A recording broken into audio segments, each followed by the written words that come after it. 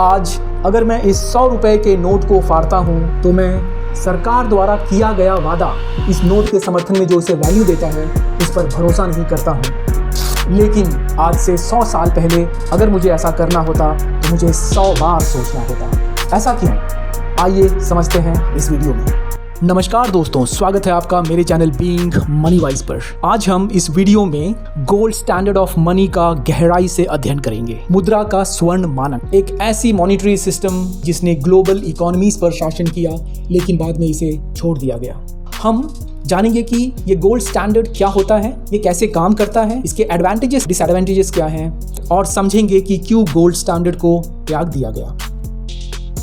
Gold standard का इतिहास 19वीं सदी से है, जब यूनाइटेड किंगडम जैसे देशों ने अपनी मुद्रा को एक ऐसी मॉनेटरी सिस्टम से जोड़ा जो कि उनकी करेंसी को एक निश्चित मात्रा में सोने के साथ एक्सचेंज किया जा सकता था। इसका मतलब था कि मुद्रा केवल कागज नहीं थी, इसकी एक वास्तविक ठोस कीमत थी जो सोने से जुड़ी हुई थी। अगर मैं इसे और आसानी से समझाऊं तो इसका मतलब ये था कि उनकी मुद्राओं को जो वैल्यू मिलती थी वो सोने द्वारा मिलती थी, बिकॉज उसका समर्थन सोना करता था, न कि सरकार या फिर किसी सेंट्रल बैंक द्वारा किया गया वादा। जब देशों ने गोल्ड स्टैंडर्ड अपनाया तो उनका मुख्य प्रयास था कि अपनी मुद्राओं को स्थिर बना सके और एक दूसरे की मुद्राओं को आसानी से एक्सचेंज किया जा सके, जो कि अंतर्राष्ट्रीय व्यापार के लिए विशेष रूप से फायदेमंद रहा।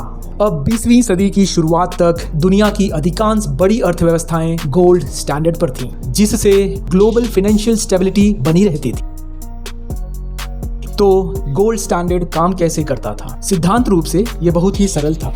इस सिस्टम के तहत सभी देशों ने सोने की एक निश्चित कीमत तय की थी और उसी के अनुसार अपनी मुद्रा जारी करते थे। इसका मतलब यह है कि सरकार को उनके बाजार में जितनी करेंसी सर्कुलेशन में है उसके बराबर उसे सोने के भंडार से समर्थन देना होता था। और सिंपली पहले सरकारें सोना जमा करती थीं और उसके बाद ही मुद्रा जारी कर सकती थीं। उदाहरण के लिए भारत ने 1 रुपए को सोने के 1 ग्राम के 20वें हिस्से के बराबर रखा है, तो कोई व्यक्ति जिसके पास 20 रुपए हो वह सरकार के पास जाकर 1 ग्राम सोना प्राप्त कर सकता था। इससे करेंसी को एक सॉलिड फाउंडेशन मिला और लोगों का भरोसा बना रहता था, क्योंकि उन्हें मालूम था कि उनकी करेंसी सोने द्वारा समर्थित था, न कि सरकार द्वारा किए गए वादे से।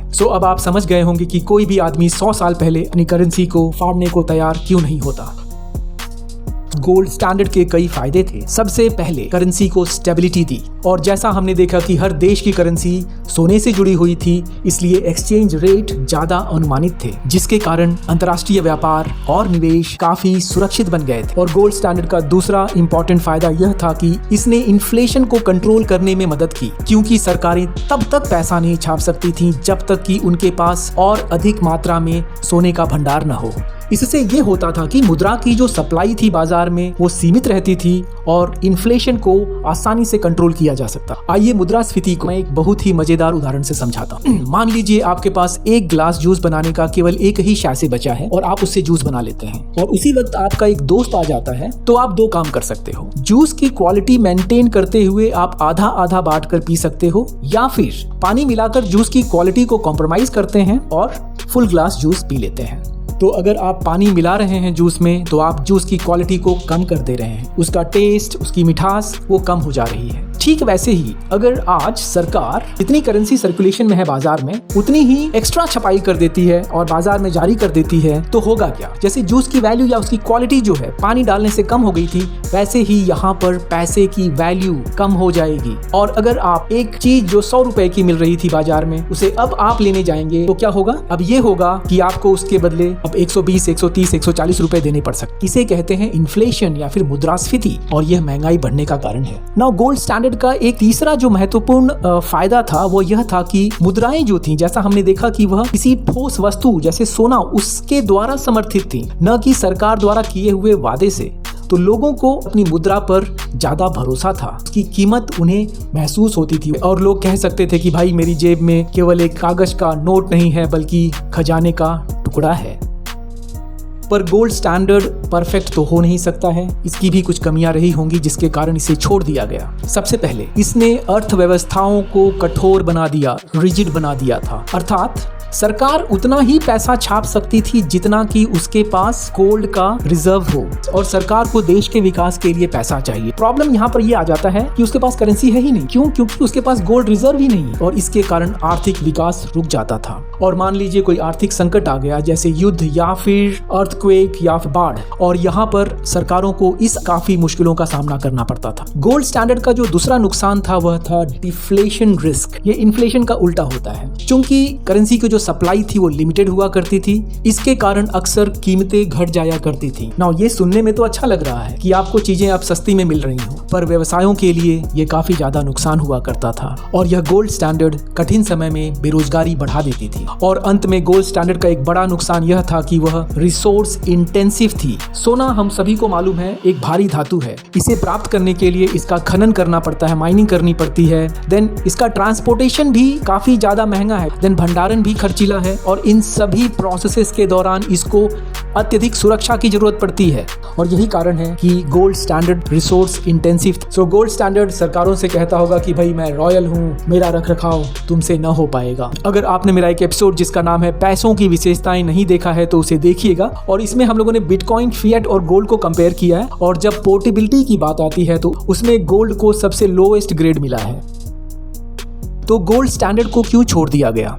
असल में यह लचीलेपन की बात है। 1930 के दशक में महामंदी दैट इज ग्रेट डिप्रेशन आ चुका था। अर्थव्यवस्थाएं संघर्ष कर रही थी और देशों के विकास को बढ़ावा देने के लिए अतिरिक्त मुद्रा की आवश्यकता थी। लेकिन गोल्ड स्टैंडर्ड के तहत सरकारी मुद्रा तभी छाप सकती हैं जब तक कि उनके पास पर्याप्त सोना न हो।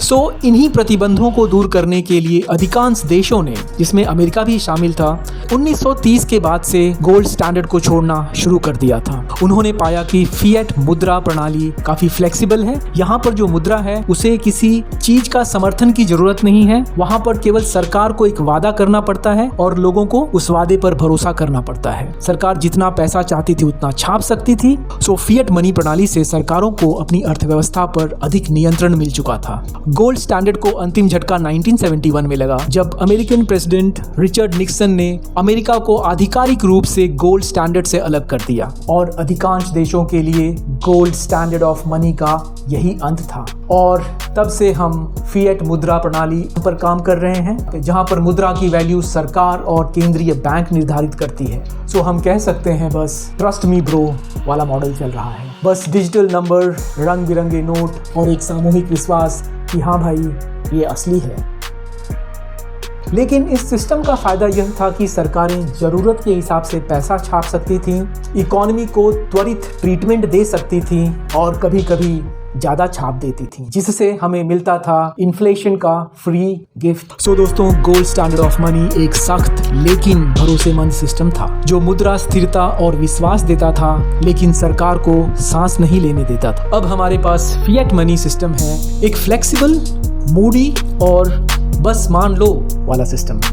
तो आपको क्या लगता है, मुद्रा सोने द्वारा समर्थित होना चाहिए या फिर सरकार के वादे द्वारा? कमेंट बॉक्स में अवश्य बताएं। सो बीइंग मनी वाइज पर आज के लिए बस इतना ही। यह वीडियो अगर आपको अच्छा लगा तो please give it a like, मेरे चैनल को सब्सक्राइब करें, शेयर करें।